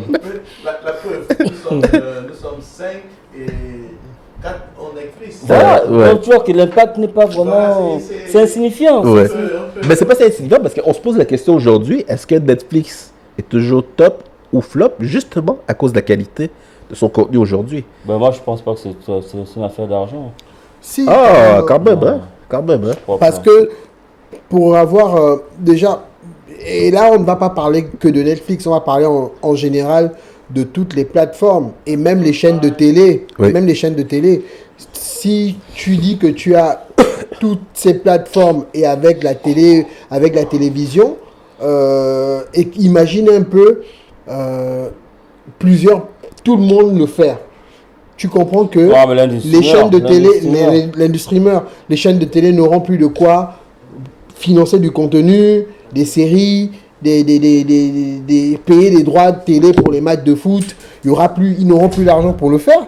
Et du coup, on est tous dans la merde, en fait, Ouais, clairement. quelque part. Clairement. Donc, c'est pas très conseillé de le faire. Non, non, pas du tout. Je vous conseille même pas, à vous qui me regardez là. Faites pas ça. Laissez-moi faire, faites pas ça. Même si c'est vrai quelque part que quelqu'un m'avait dit une fois que c'est grâce à nous que les footballeurs ont leur Lamborghini. Parce qu'on paye tout le temps, nos abonnements chez Canal+, par Ouais. exemple. Donc, et c'est grâce aux droits télé de foot que les footballeurs reçoivent du blé pour payer leur Lamborghini. Une sport, Voilà. Donc, je peux pas citer les noms. voilà. Ouais. Donc, c'est pour dire que En nous fait, avons- c'est une chaîne aussi, hein. C'est pas que c'est les chaînes qui payent directement aux footballeurs, mais les chaînes payent Les droits une télé partie au- au club et les au clubs maintenant club, ont au des club. budgets maintenant pour on investir sur les reverse joueurs. les droits aux footballeurs pour les droits d'image. Exactement. Ouais, c'est ça en fait. Bon, Et c'est la même chose avec les plateformes de- Qu'est-ce qui fait que Netflix soit au top? C'est-à-dire que Netflix écrase pratiquement toutes les autres plateformes. Mais d'abord, ils ont la capacité d'acquérir justement du contenu de qualité. Ils s'orientent vers des producteurs aussi talentueux pour justement pouvoir les distribuer dans leur plateforme. Ça, c'est de un. De deux, ils ont du budget conséquent justement pour produire du contenu original, Ouais. qui fait en sorte que Netflix aujourd'hui était assez consommé. Et trois, justement, du fait des deux premières raisons que j'ai évoquées, ben, du bouche à oreille, ben, plus il y a des abonnés, plus maintenant on crée du contenu de qualité. Il y a aussi 300 millions d'abonnés dans le monde, 46% de part de marché. C'est énorme, hein? Et les autres sont partagés par. Voilà, on a Prime Video, Apple, on a Apple TV. Apple, Disney, ouais, Disney+, Disney+, Hulu, Paramount+, Stars. Stars, quoi d'autre encore? Et en Afrique, Il y a Ouais, Stars, on a eu Hiroko en Afrique. il y a Stars aussi. Stars, ouais. On a Hiroko et puis, bon, qui diffuse Bollywood, Nollywood. Et puis Novelas, les télénovelas, qui marchent super bien en Afrique. Tant apprécié de la communauté africaine. Ouais. Pourtant, c'est du contenu hispanique. J'ai jamais compris pourquoi, mais bon, ça c'est. Ça, c'est très... Bon, ça, c'est- d'autres questions, Apple arrive en force, selon ce que je constate. Est-ce qu'on peut dire qu'au niveau américain, vous connaissez comment sont les Américains là? Est-ce que on peut dire, parce qu'on voit que Netflix a quand même, au niveau européen, Oui. Netflix a quand même damé l'opinion sérieusement. Est-ce qu'au niveau américain, on peut dire qu'Apple puisse... Déjà, pour commencer, Netflix est numéro 1 dans le monde, même aux États-Unis. Ouais. Et toutes les plateformes, on va dire les 5 meilleures plateformes sont américaines. Ah d'accord. Donc,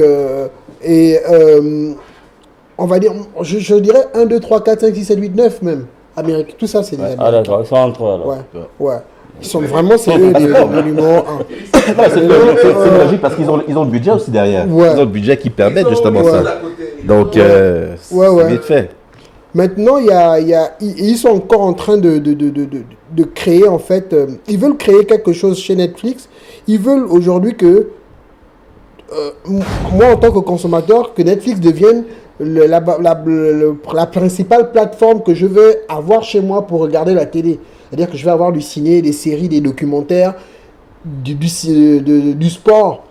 Donc là, ils ont commencé avec... ils ont fait d'abord des galas de tennis avec Alcaraz et Nadal. Oui. Après, ils ont fait la NFL. Et Ils ont fait la boxe. la boxe avec Jack Paul et Tyson. Et là, ils ont signé un contrat récemment avec la WWE pour 5 ans. Et je suis sûr qu'ils sont encore en train de chercher. Pour l'instant, ils n'ont pas le foot. C'est Prime qui a eu le foot en France, la Ligue 1.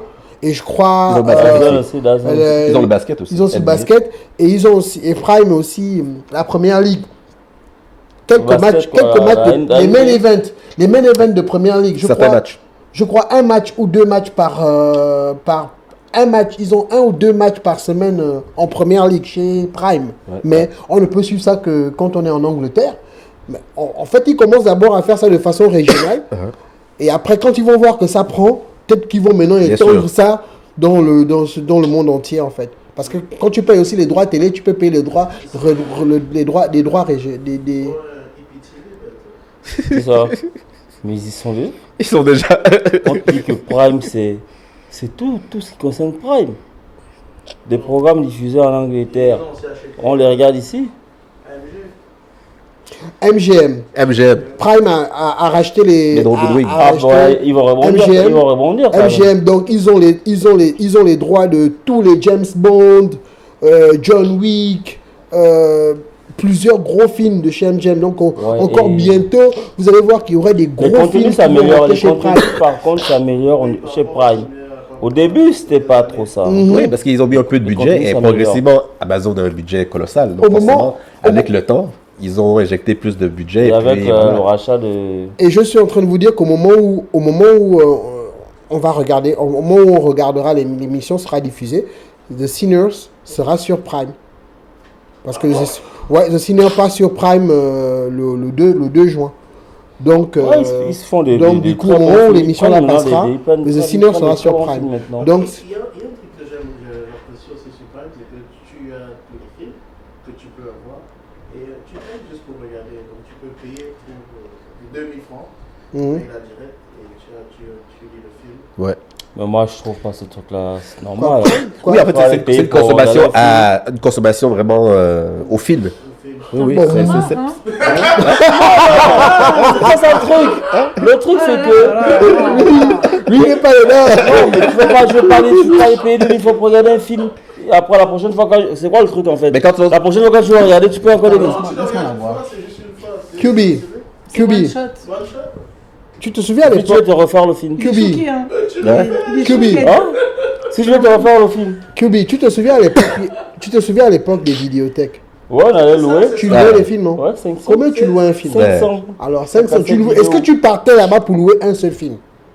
Tu revenais toujours au moins avec 2 ou 3. Ouais. Alors, donc, les 2000 balles là. On a évolué, frère. Et moi, je vais prendre ton exemple. À l'époque du cinéma, tu faisais comment? Le cinéma, tu payais combien pour aller voir un film? Ouais, c'est vrai que la première diffusion, quand même, c'était chaud. C'est la même chose. Ouais, les avant-premières, on pouvait arriver à 5000. Hein. C'est la même chose. 5000. Ouais.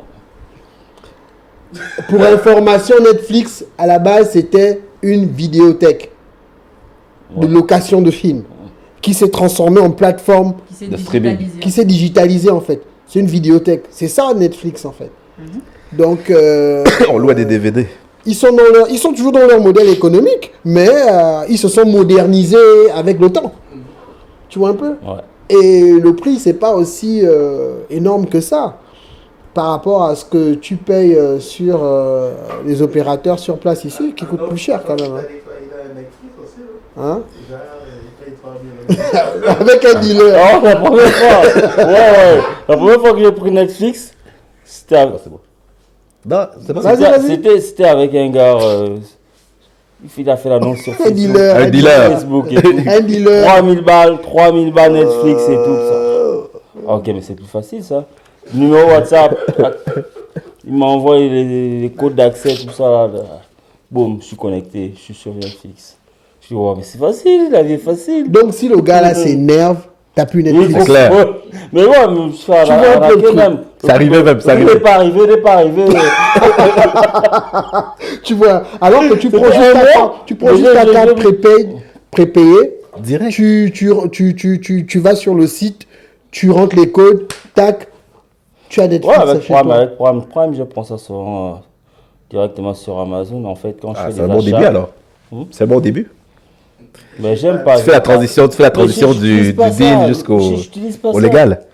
En fait, le truc, c'est que quand je fais des achats sur Amazon, quand j'achète mes choses sur Amazon, mes articles sur Amazon, il y a comment est-ce qu'ils appellent ça? En fait, ils proposent un truc pour la livraison. En fait. Amazon Prime. Amazon Prime. Voilà, pour la livraison gratos. D'accord. Donc tu payes, je crois, 4 000 ou je sais pas combien. Et puis voilà. Je suis abonné pour je sais pas combien de temps là. Et je crois un mois, un truc comme ça. Donc, t'as une période d'essai. Donc Et puis, après, tu regardes pas ça. je regarde pas ça. T'as pas regardé le Continental. J'ai tout en un, on se dit. J'ai tout en un. Je veux pas me fatiguer à sortir aller sur l'application Prime. Je ressors, je vais sur Netflix. J'ai tout en Tout est un. là. Donc, On est droit. Continental, je vais série Prime. J'ouvre le truc. Ouais, pour le Continental, je vais sur série Prime. FR. Donc en français. Direct. Tac. Je suis là, je regarde la série. Ah, Une ça. série Netflix. Je sors de là, une série Netflix. Je vais. Toutes les séries sont là. Ouais. Il y a des gratuits, là. Il y a carrément Des plateformes gratuites. Des copies de Netflix. Oui, ça, il y a des piratages Ouais, aussi. En fait, piratage. c'est du piratage. Disons-le bien.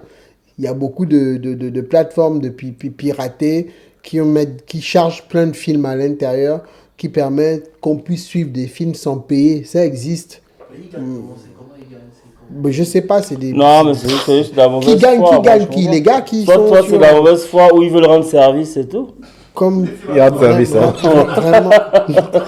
Merci pour Ouais. le terme, ils veulent rendre service Ouais, parce c'est que tout. je comprends pas ce modèle économique où Ils gagnent rien du je tout. vais sur internet, je tape juste un heure et puis je colle l'heure et puis j'ai une plateforme, je clique sur un film et je regarde ça, je change juste de serveur à chaque fois et je regarde le film.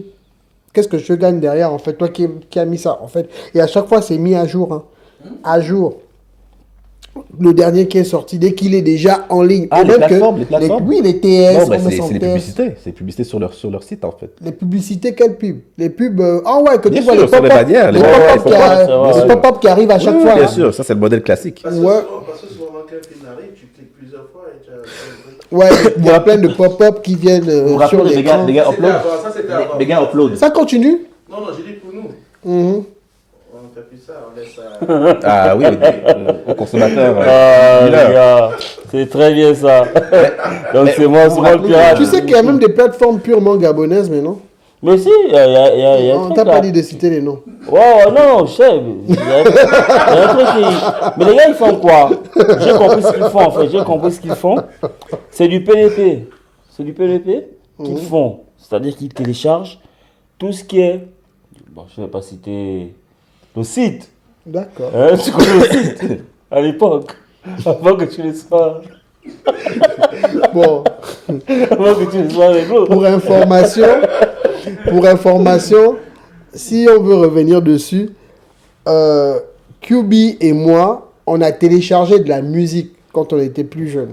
On a beaucoup téléchargé, des peer-to-peer. On a fait ça. Et un jour, je l'ai laissé tomber. J'ai décidé de plus le faire. Basculer du Ça, bon côté. d'aller... Mais c'est du côté obscur. Je l'ai laissé tomber, j'ai dit je fais plus ça. Aujourd'hui, toutes les musiques que j'écoute, je paye pour écouter la musique. Je n'écoute plus la musique piratée, je ne télécharge plus. Mais moi, je pirate rien. je On paye m'offre, toutes les on musiques que m'offre. Moi, on m'offre. j'écoute. Qui t'offre. C'est gratuit sur le net. On m'offre. C'est gratuit, qui t'offre ça. Mais un bienfaiteur. Un bon Tu samaritain. peux pas avoir de bienfaiteur. Tu peux pas avoir de bienfaiteur qui t'offre Le pirate, c'est lui, pas moi. c'est un pirate. C'est lui le pirate, pas moi. Et toi, tu es son client. Non, moi, je paie rien. Je Non, paie rien, moi. non, est-ce que tu sais que le client, c'est pas forcément celui qui paye. C'est celui qui consomme aussi. Bon, client. Si tu vas consommer la plateforme, Tu es un wrestler. tu es un reseller en fait. Pas un reseller. Tu vas consommer la plateforme d'un gars qui... Je paye rien. On m'offre. Netflix a tout à gagner à intégrer beaucoup de droits sportifs afin de pouvoir acquérir encore un plus gros nombre Part de marché. de parts de marché et aussi des personnes. Parce qu'aujourd'hui, j'ai comme l'impression qu'il y en a qui payent Netflix parce que ils se disent que bon, si je ne paye pas, j'aurai rien à suivre. Et du coup, en termes de consommation fréquente, ils n'y sont pas. Je parie que toi, tu as Netflix chez toi, mais tu ne regardes pas. Pratiquement pas. Tu vois un peu. C'est de ça. Alors que si ils mettent des programmes à l'intérieur qui peuvent faire en sorte que tu retournes vers la télé, mais que tu n'achètes pas simplement pour dire que un jour je vais m'ennuyer, il va falloir que je regarde quelque chose. Là, je crois qu'ils auront tout à gagner. Et pour moi, pour les hommes par exemple, pour les sportifs, ils devraient quand même avoir un championnat sur Netflix. Ouais. Un championnat de Netflix, football. C'est de la VOD, non? Millions de demandes. C'est de la VOD, non? Oui, on peut dire. Ils font du- Je ils sais font pas, du j'ai direct. jamais regardé un programme Ils live. font du direct aussi. J'ai jamais regardé un programme live. sur Ils Netflix. font du direct. Récemment, Ils ont fait du direct avec Alcaraz versus Nadal, que j'avais regardé. WWE, ils font du pay-per-view. C'est du direct. Maintenant, là où ils avaient raté, c'était Jack Paul versus Tyson. C'était vraiment... Ils avaient pas... Ils n'ont pas...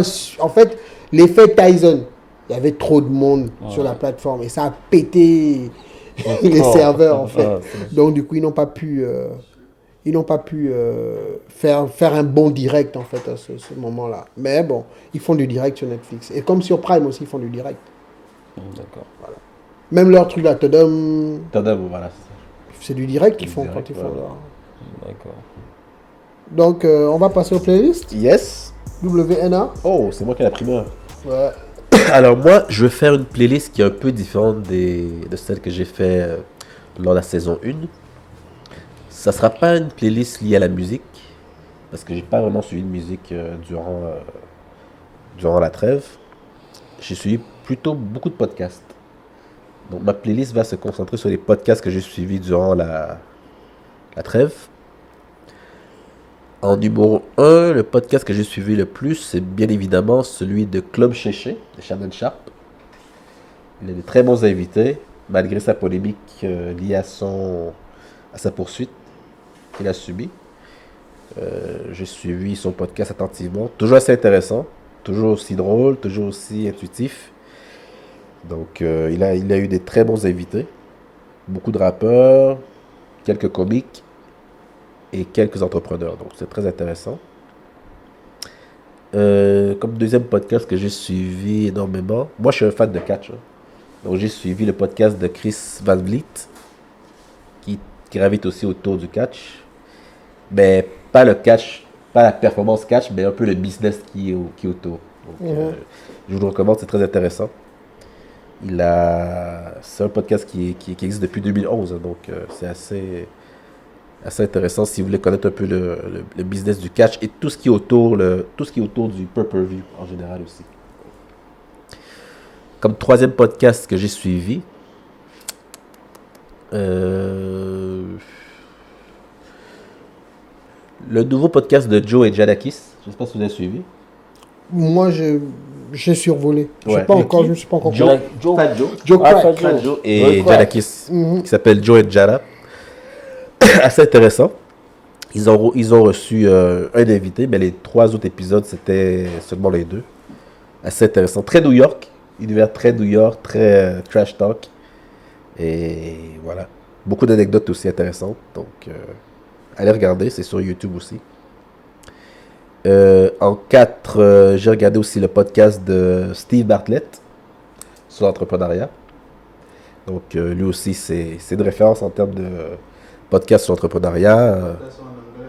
Oui, tous les podcasts sont en anglais, Vraiment. malheureusement. Donc, Tous les podcasts là sont en anglais. tous les podcasts sont en anglais. Et Donc. tu nous envoies regarder ça. Et je vous envoie regarder ça.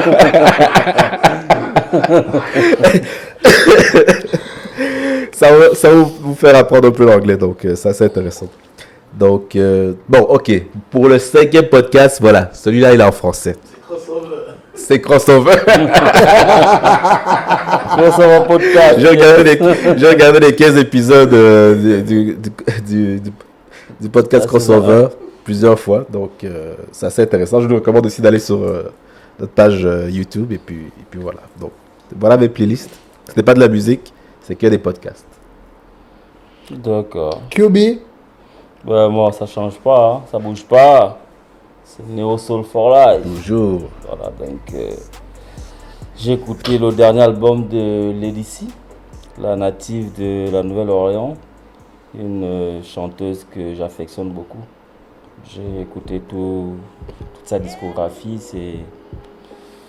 j'en suis devenu inconditionnel de l'artiste. Voilà. Donc elle a un dernier album qui est sorti, The Crown. Ok. Et voilà, et donc il y a le premier single qui a un clip sur YouTube, c'est Love You Too. Love You Too. Donc le DC, Love You Too. C'est une nouveauté, c'est tout frais. Allez regarder, c'est de la Neo Soul, c'est du très bon. Alors en deux, un vieux son, en 2007, Eric Robertson. Eric Robertson avec le titre Pain Just Cries Away. De la très bonne Neo Soul. Et en 3, on a Refuge, When It's Cold Outside. Donc il faut trouver un refuge. Il fait très froid dehors. On est avec ma man John Legend dans son premier album, Get Lifted. Voilà, donc le titre Refuge, When It's Cold Outside. Et le 4, on a Music, un classique. Half Crazy. Ouais, Half Crazy. Et en 5, le regretté Lyndon David Hall, le londonien.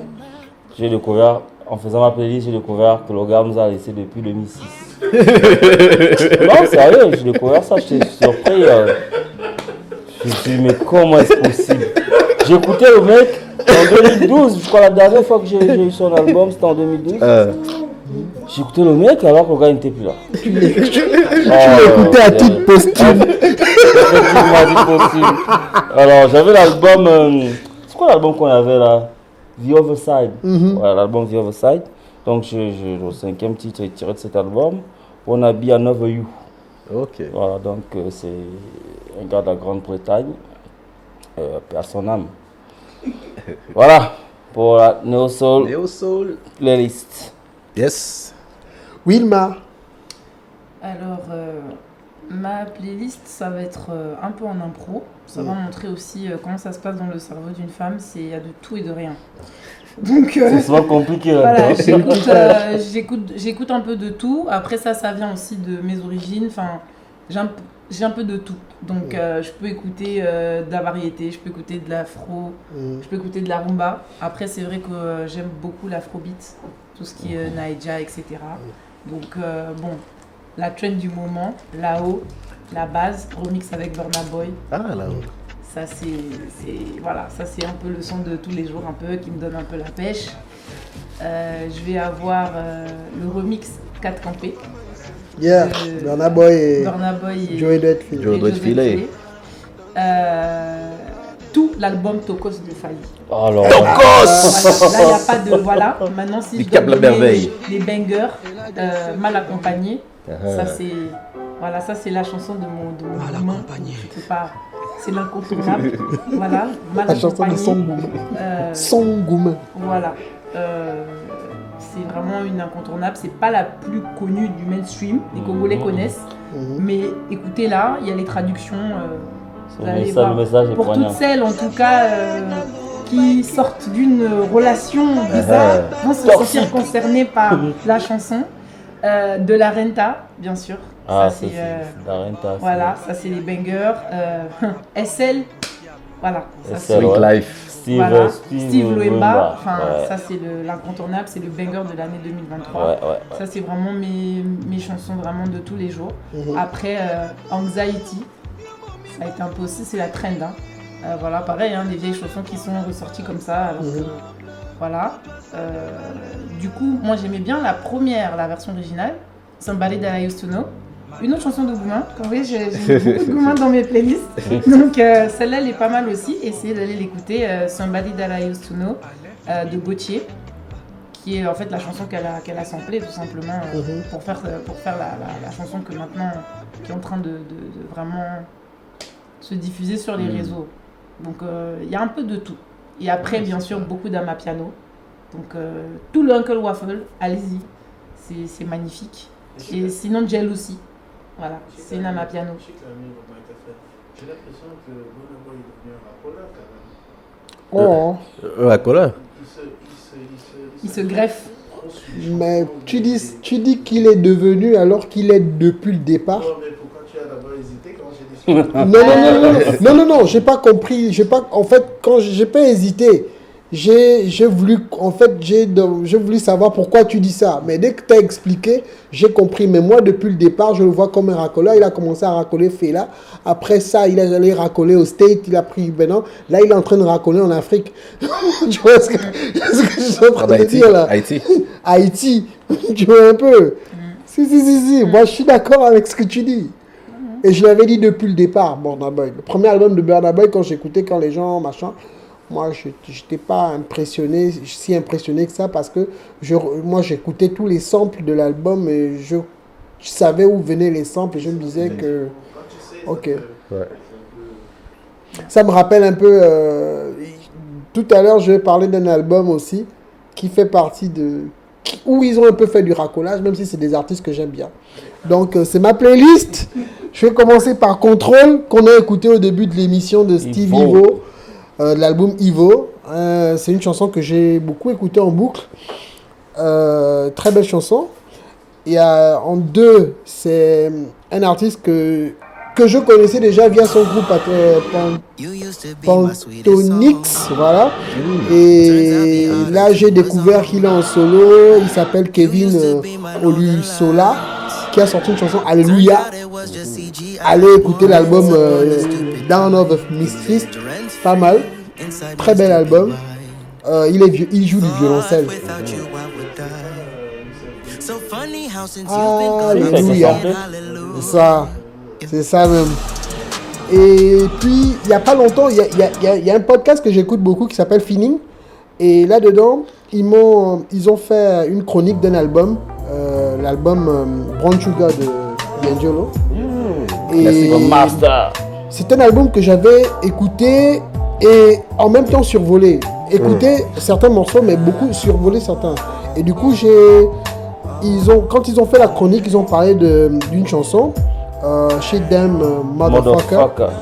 Donc que j'aime bien aussi, que j'ai vraiment kiffé. J'ai dit, finalement, elle est belle cette chanson. Après des années, je me rends compte que vraiment, elle est rentrée en fait. J'ai eu cet effet-là il y a peut-être 2 ou 3 ans. Voilà, Au même effet que toi aujourd'hui. Voilà. Maintenant, Cette chanson. pour le racolage dont tu parlais, oui, quelque part.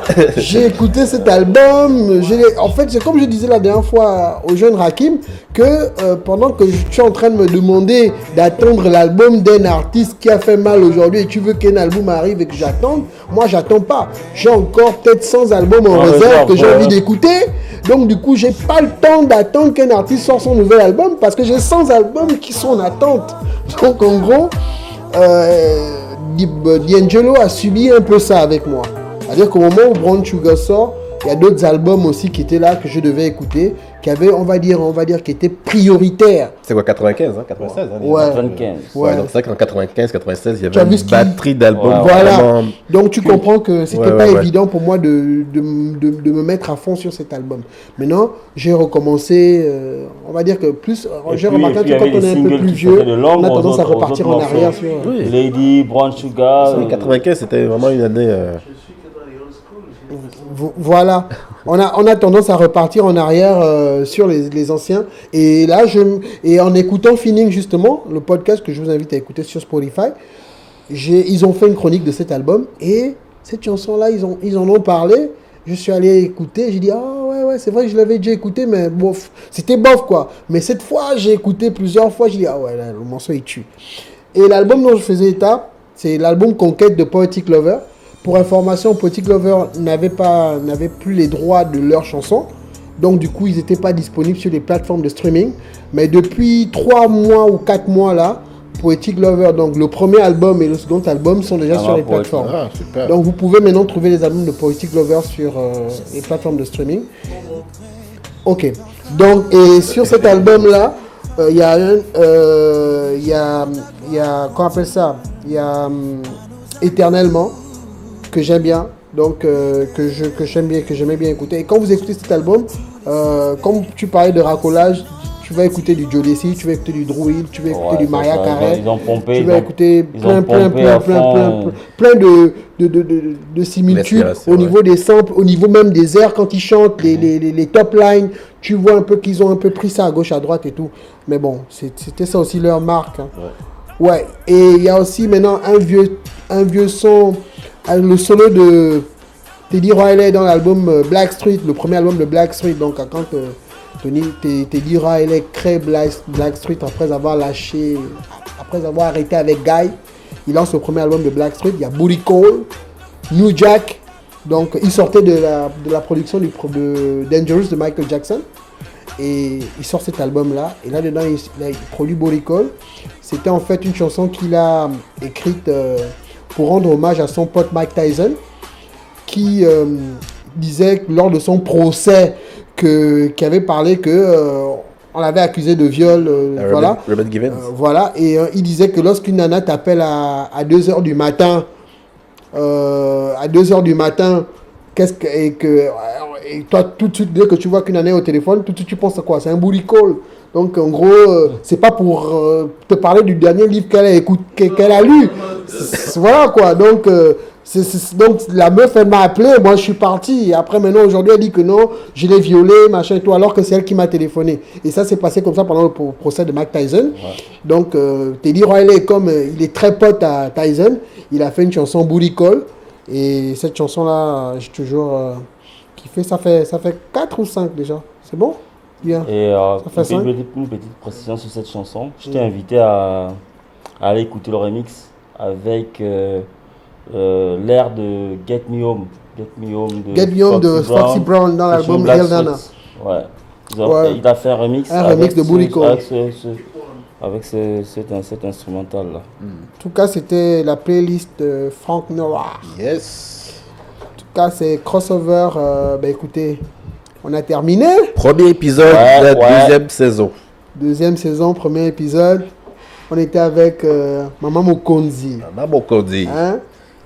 Et c'est cosmétique. Et comment c'était? Comment t'as trouvé l'émission? Non, franchement... Détendu? Voilà, après tu sais comment je suis, hein. Moi je suis lente au démarrage, mais après une fois que je suis lancée... Voilà. On t'arrête plus là. Voilà, voilà, tu vois. Le diesel. Ok. Bon les gars, QB. Yeah, le seul démo service du bien. Un big up à mes frangins Louman, qui est bien caché dans son sarcophage. Et m'amène les stats XXL. Big up à vous les gars, vous nous manquez ici. Yes. En tout cas, big up à tous qui nous regardent et nous attendons toujours vos suggestions. Si vous avez des choses à dire, des remarques à faire, n'hésitez pas.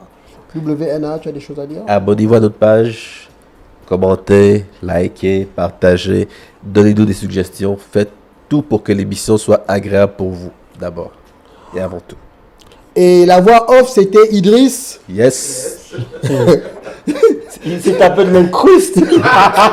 Dorénavant, on aura une voix off. Ce sera Idriss.